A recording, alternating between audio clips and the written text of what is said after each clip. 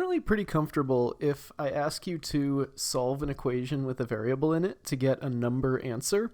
But sometimes you've got questions like this that say solve for a variable, which are not asking you to find a number answer. They're just asking you to rearrange the equation.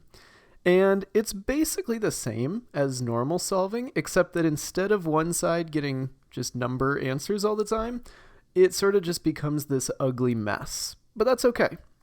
So for this first one that says solve for x, we want to get x by itself. And we almost treat y kind of like it's a number, like it's just something we're trying to get rid of. And in this case, if we want to get x by itself, reverse PEMDAS says we need to undo the addition first. So the way to undo adding 3y is to subtract 3y. And when you're doing this, I think it can be really helpful to draw a vertical line just to help you keep track of the left side versus right side of the equation. If you do that, we're minusing 3y on the left-hand side, so we need to minus 3y on the right. Over here, it's pretty nice. 4x plus 3y minus 3y, these just cancel, and you're left with 4x. But on the other side, you've got 8 minus 3y, and it's tempting to try to subtract these and turn it into like 5y or something, but we can't do that because they're not like terms. We literally just have 8 and minus 3y, and they cannot combine at all. And so you're just left with 8 minus 3y. Then we've got this 4x here. We need to somehow get rid of the 4 in order to get x by itself.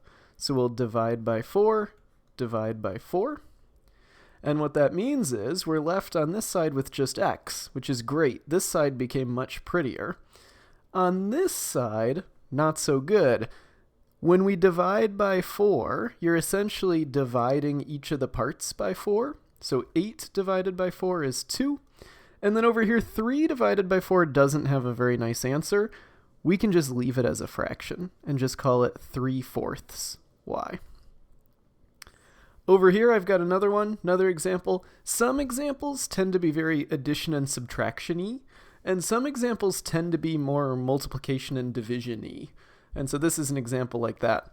I'm going to draw the line again to sort of separate both sides, and then we got to figure out how to get m by itself. There's a bunch of stuff around the m. Basically, we got to get rid of the times a, and we got to get rid of the divided by t and h. I like to get rid of the division first, so we're dividing by th. Let's just multiply by th. And really, we're multiplying by t and multiplying by h both in one. That makes the division cancel out, so you're left with just ma equals, on this side, z times th is just z th. You just multiply all those things together.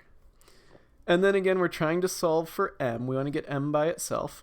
So we need to somehow get rid of the a that's next to it. The a is being multiplied, so we can divide it. And when you divide over here, they cancel. You're just left with m equals over here, well, z times t times h divided by a. Again, this side tends to just get ugly, and that's fine. It's just going to be z t h divided by a. We can't combine anything together. So your final answers are literally just the complicated equations. We solved this one for x because we got x equals. We solved this one for m because we got m equals. That kind of thing is always what you're looking for.